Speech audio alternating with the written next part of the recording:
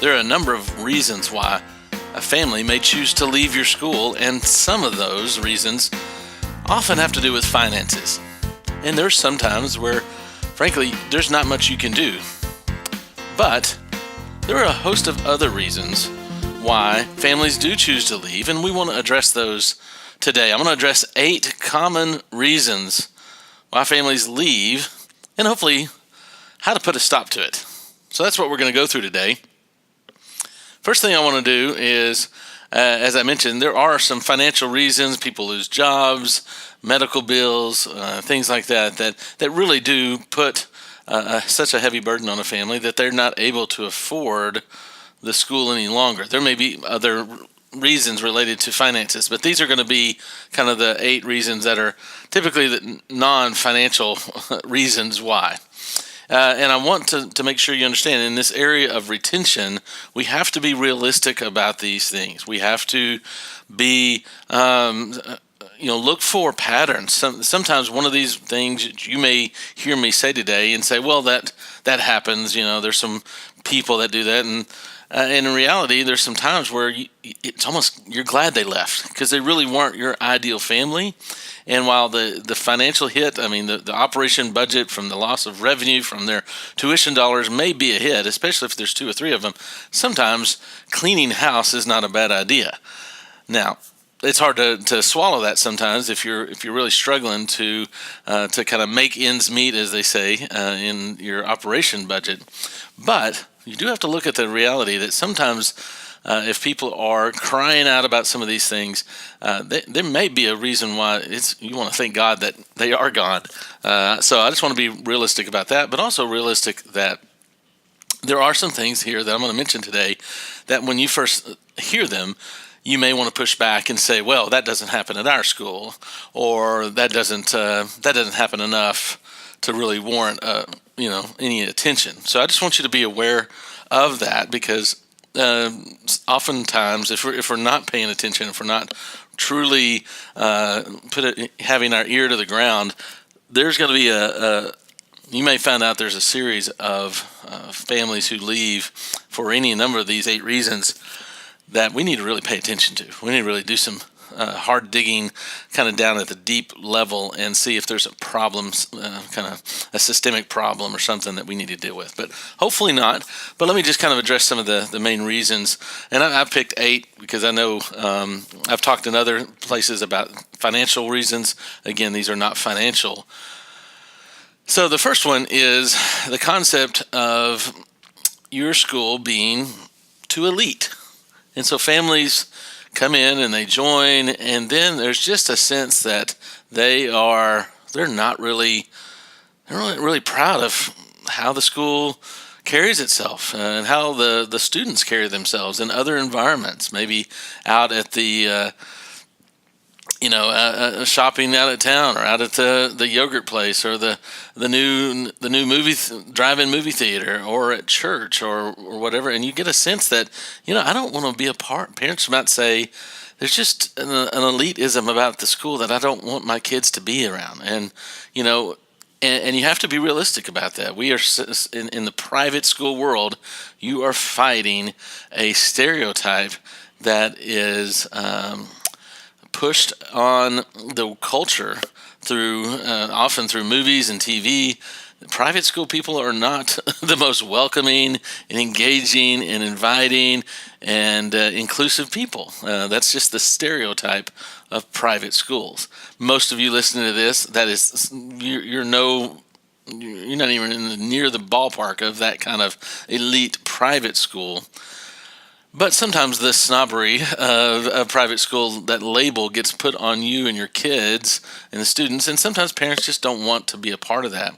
And maybe they are not their students not in the popular crowd, and so even in let's say a church environment where maybe they've got friends, your kids have friends at church, and they all go to the same school, but you don't, your kid doesn't even fit in into the popular crowd. And so there's just that sense of elitism that we really got to fight. Mainly because, like I said, there's a stereotype already deeply embedded into our culture that private school people are elite. elitist and exclusive. And so we really have to fight that. So I would say in order to stop that, you really need to address that. I think this is top-down leadership stuff. I mean, I think this is go to your head of school and go to especially the head of school, any kind of athletic director, teachers, but also any kind of other influential figure on campus. And certainly talking to your parents, but really talk about that and find ways to really speak into them about not just for perception's sake, they need to be more inclusive. Although, that'd be nice, just to have a little bit, change the perception of that private school elitism. But if you can really look at and talk to them about how we want to be people who are not selfish and who are people who are inclusive and people who are welcoming. And so you need to spend some time talking about that. So if you're sitting in admissions right now and you're thinking, well, what am I supposed to do here? I think I would take that to your head of school and say, how do we address that? We've had some families mention this in some way or another, and they talked about that. So I think that's something you have to be realistic about, because sometimes families do leave because of this problem. There are some families as well who maybe for whatever reason decided that, the bubble, the shelter of the private school, maybe if you're a Christian school, a faith-based school, that, parents do like. They often will come to you with this in mind. They'll even say, I'd like to be in a smaller school, maybe with a value-based school. Maybe it's a place where they feel, as parents, they feel like they're putting their kids in a safer environment, not a perfect environment, but a safer environment where maybe they're not exposed to as many of the problems. Although that there's all kinds of problems at your school, but they do have a perception, and they have a sense that while there are things going on, certainly bad things that happen at the school, there's a sense in the mission of the school, and even there's teachers that can speak into that and care for them. Those teachers, other teachers in other schools, especially public schools, government schools, really can't speak into values, especially if it's a Christian value or a religious value. So parents put their kids into a school similar to yours, sometimes for that purpose, is kind of for safety and kind of protection, I guess. But we also know it's more of equipping our students to handle real life problems. But, sometimes through the process, maybe it's a family that's been there since kindergarten, and now they're in 10th grade, and they looking at the future, and they're saying, I want my kid to be able to know what quote unquote real world life is like. And, sometimes that your school might create such a bubble mentality. That's where that concept comes from. People assume that the Christian school, the private school is just a bubble. While we know that's not true, there's real life problems that go on at your school. Again, perception even from some parents at your school might be that, we not, in order to equip our kids better for, going into college and life beyond that, we need to get them into more of a realistic, real-world environment.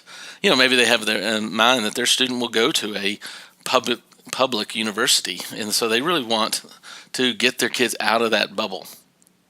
And so I think I would really talk to them about that.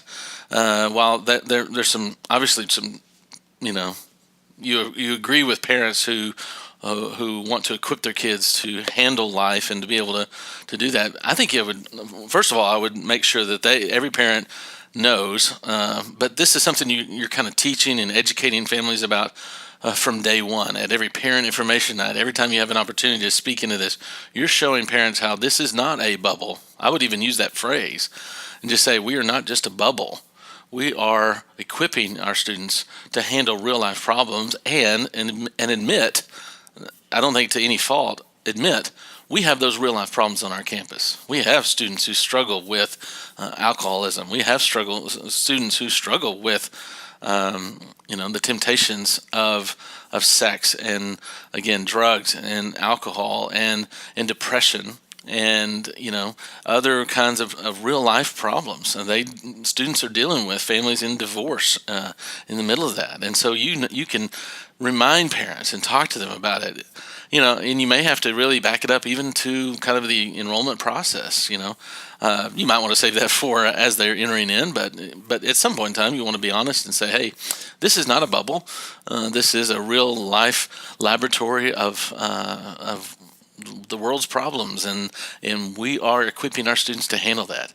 And I think that really reinforces to a lot of parents, and it keeps them from maybe jumping ship and quote unquote getting out of the bubble, because what's going to happen. They're going to go over to the other school, the real life school. Maybe that's that government school, high school down the street, and there's going to be the similar problems that they had at your school, but now it's even bigger, and their student can't go to the teacher and say, can you pray with me about this? Can you talk to me? I mean, there's just some limitations that a public school teacher or staff member may have. So I'd really this is all about educating parents that saying this is not a bubble, and really talk about using the word equipping, I think really helps. Boy, this is the hardest one probably of all, I think, is that the wave of families that leave because they just follow their friends. This is the hardest one. I think that's one of the things you really, to back that up again, where do we address the root problem of this? Well, I think you're looking at creating a culture of family and friendship and activities together and doing things together. But I would certainly, you want to make sure that students are involved, and it's not just the ones who sign up for things. One of the things that I've worked with schools who I've kind of heard the idea that the leaders are those who sign up for things and to volunteer for things, and the others just don't participate because they don't sign up, or they don't want to do it. And I understand that. That's it's that old rule of 20% of the population does 80% of the work, and that's probably going to happen at your student, even the student level. But I would really look for ways to involve every student, give every student notoriety, recognition of some place, maybe looking at ways to say, hey, maybe they're, not the first chair, trombone player in the band. Maybe they're not the all-star athlete, but boy, is there a way I could feature the guy who's, on the B team basketball because of something he does maybe in the Boy Scouts on his free time on the weekends. Look for ways to feature and bring notoriety to every student. I know that's hard when you've got 600-700 students or more, or even 200. But if you can find ways to give recognition to students, so that, and it's not just recognition. You've really got to create that culture of every student is known by the teachers. If this is your environment, Christian school, make sure they know they are prayed for. Make sure every student has this is head of school, this is principal, teachers know the student by name, know the family. It's just one of those deals where the friends will follow other friends, but it usually, if someone is committed and they're involved and they've had recognition and notoriety and they feel like the teachers really know them, and they may not want to follow their friends. It's going to be a heavy, it's like a slippery slope in a way. It's going to be hard, but if you can involve them and do the things we just talked about, I think you can stop this. Now, so that's what's real critical, is to identify, especially if you see a pack of friends, and you might even know the groups of friends that hang out together, and you can identify the leaders in that group. All it takes is that one leader to say, I'm going to go down to the other school, or I'm going to go get out of the bubble, and I'm going to go down to the public school or try out the charter school. You can identify those little pockets of friends. Well, start eyeballing those friends and start figuring out how do you get those friends and that group of friends all connected to something that would keep them there. I think it's just a matter of this is customer service. You've got clients, you've got customers, and if you're not paying attention and you're not really servicing them, if you're just kind of giving them the bare minimum education and you're not giving them a true valuable experience, one that they paid $5,000, $10,000, $15,000 for, then I think you really are you're going to suffer at this one the most. And I've seen that with schools who lose 20 kids, 60 kids, even 100 kids in one school year because of this. And so I think you really have to be intentional about that. But it is one of the hardest ones, no doubt. Academic pressure, I think, is something that I see, and maybe you could apply this to some of the other pressure as well, this extracurricular, but primarily it's the academic pressure that the some families just realize, hey, this college preparatory stuff is a little bit more than my kid can handle. How to stop that? Well, I think you just have to be upfront in the beginning and really educate. But also, I think you need to do this is just requires a lot of education about.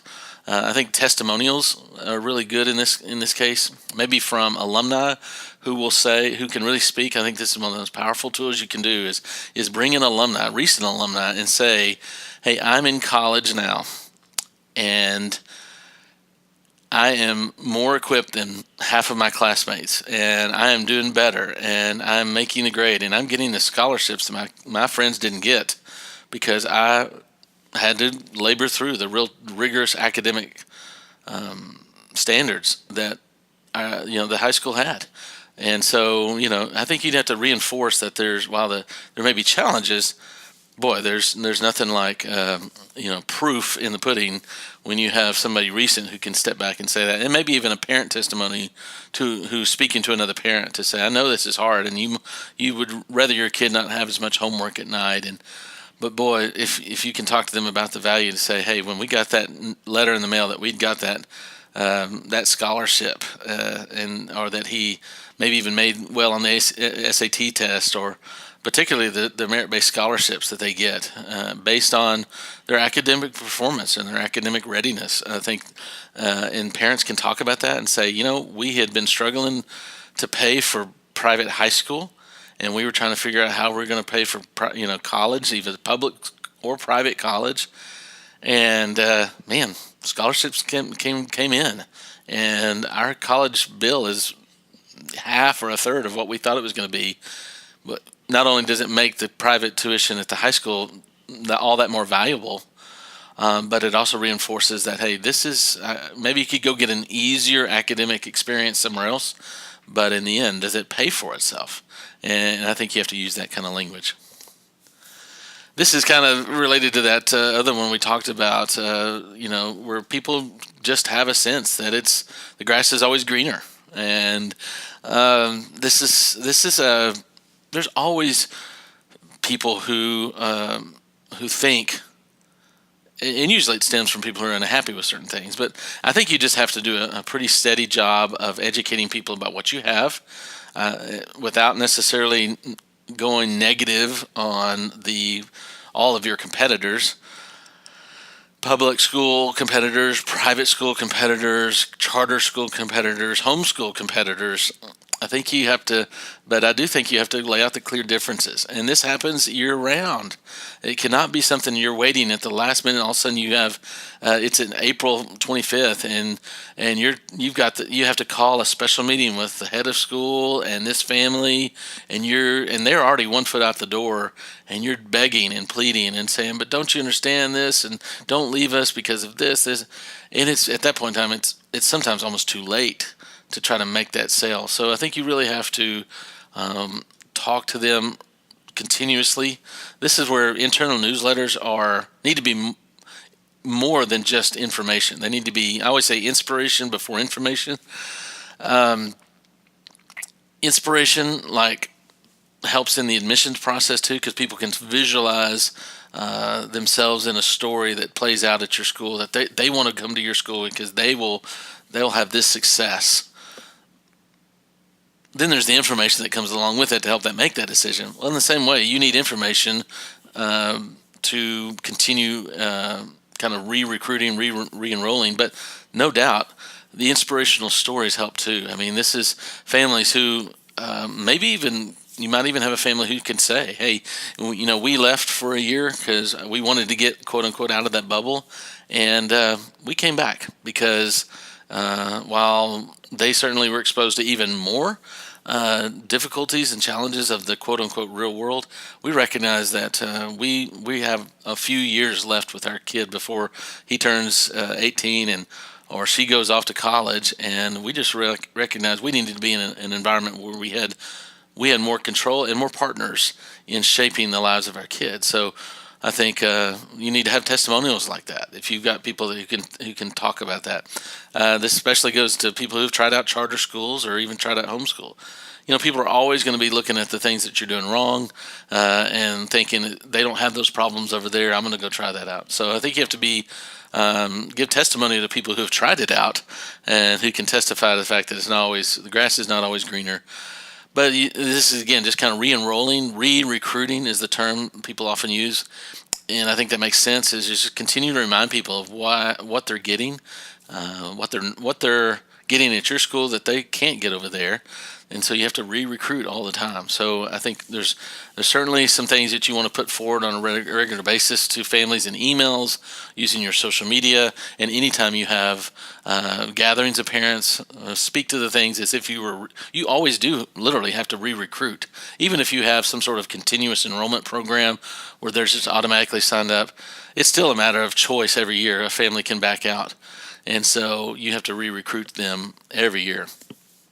This is an issue that I know one school told me after I read them 5 of their latest reviews on, 5 of the 7 latest reviews on greatschools.org.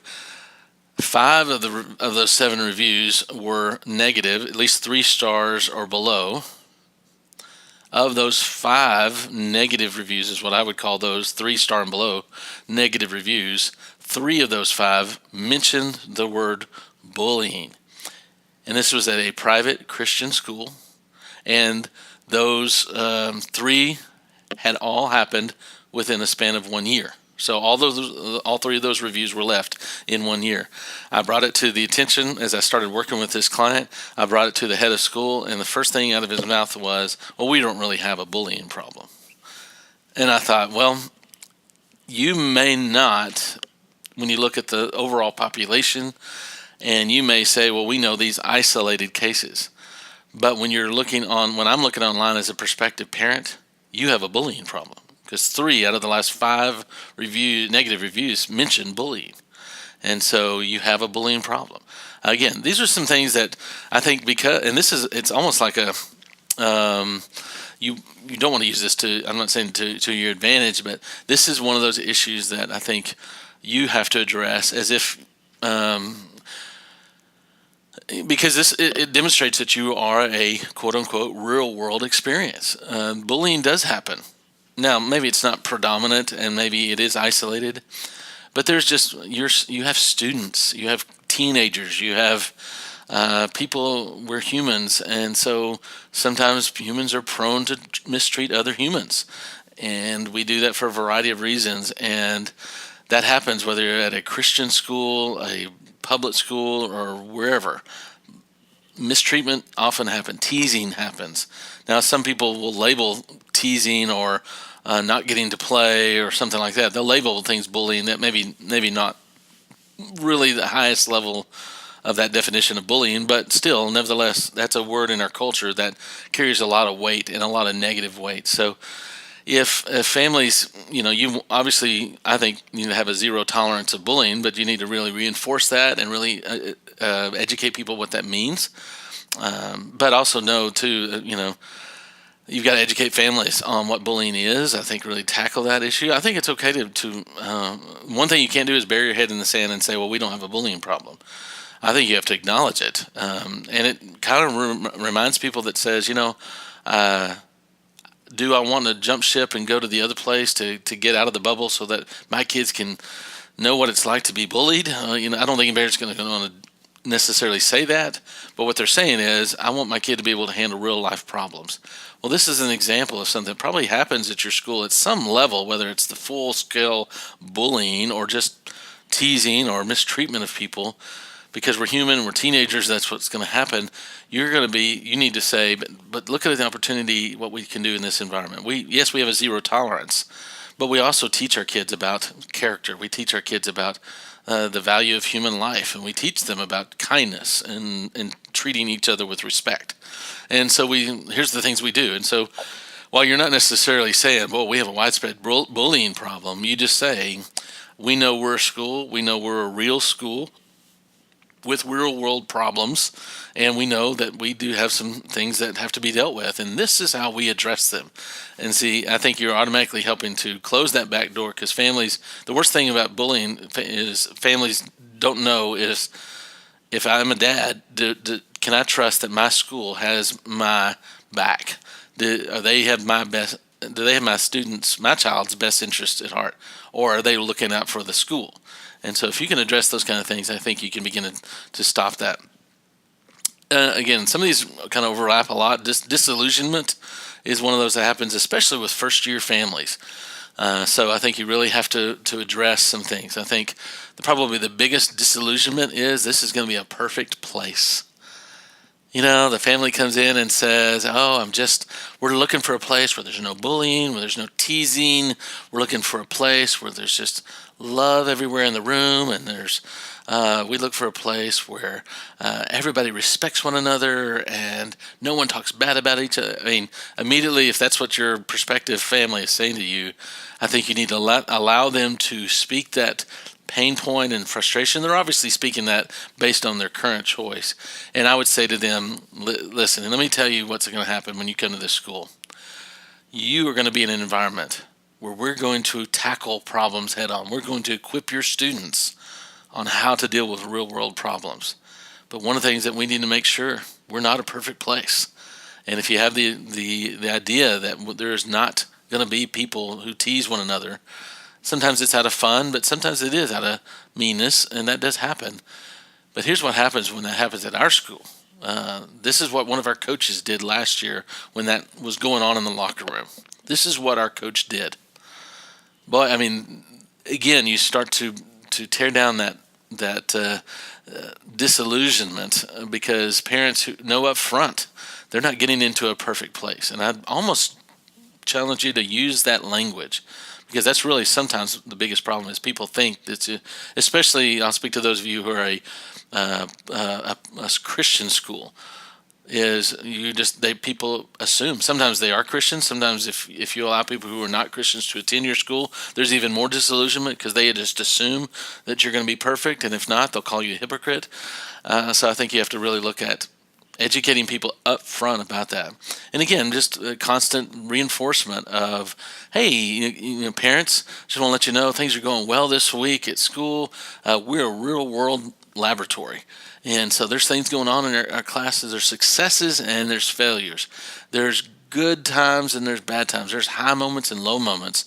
There's friends caring for one another. There are boys and girls that don't get along with each other. And I just want to tell you, this is a real world laboratory, and these are the things that we are doing to partner with you to tackle those and to equip your students how to handle these real world challenges.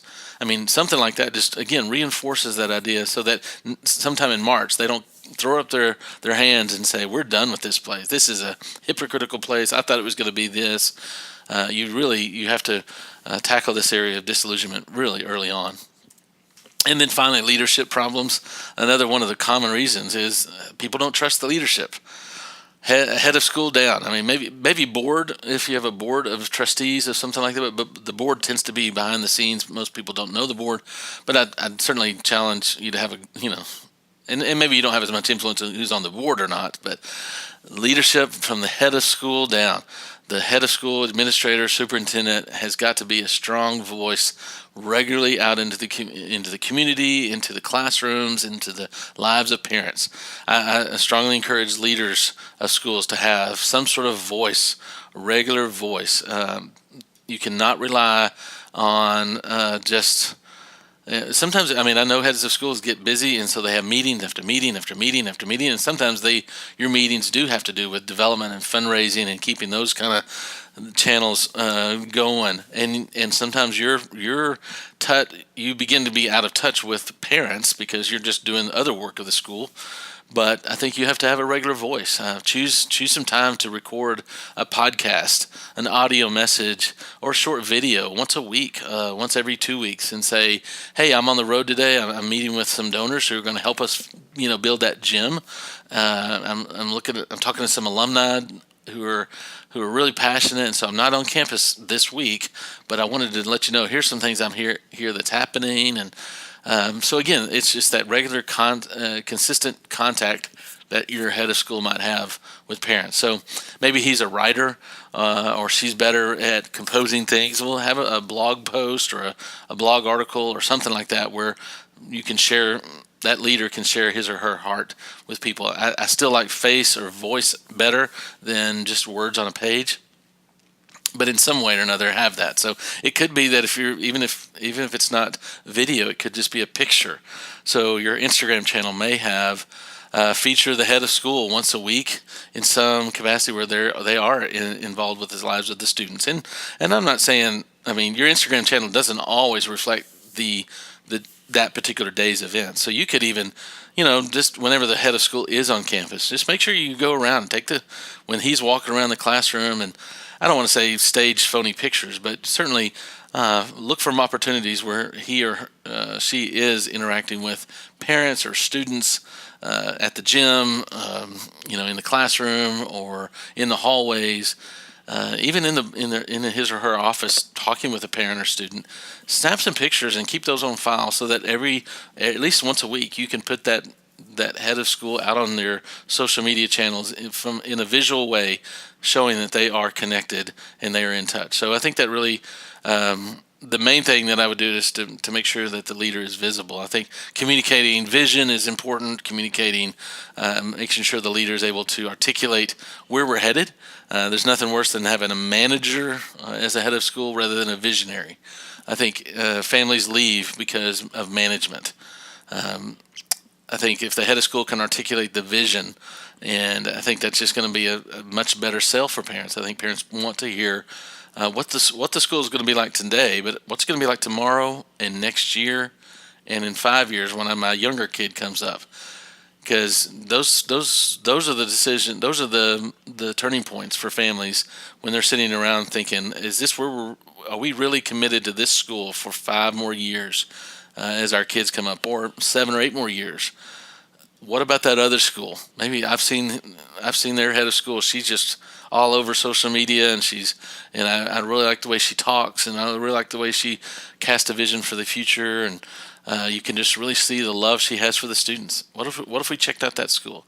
Again, that's just a matter of one head of school having more of an online presence than the other. So I think you really need to work on that leadership problem. So these are the 8 most common reasons why I think families do leave your school. And again, not to miss that the opportunity to remind you that there are some financial reasons why that people do leave. But these are 8 other common areas that I think that need to be addressed. And like I said, I'll just say it again, that most of these areas, it really is about continuous education of your families. It's about speaking of these things all year long, re-recruiting, remarketing your school over and over to your families, because that's the most common reason why people do leave, is they just don't know if they want to continue or not based on some of these other problems. So I hope these tips have helped, and hopefully more in this case you'll begin to see less of your families want to leave your school.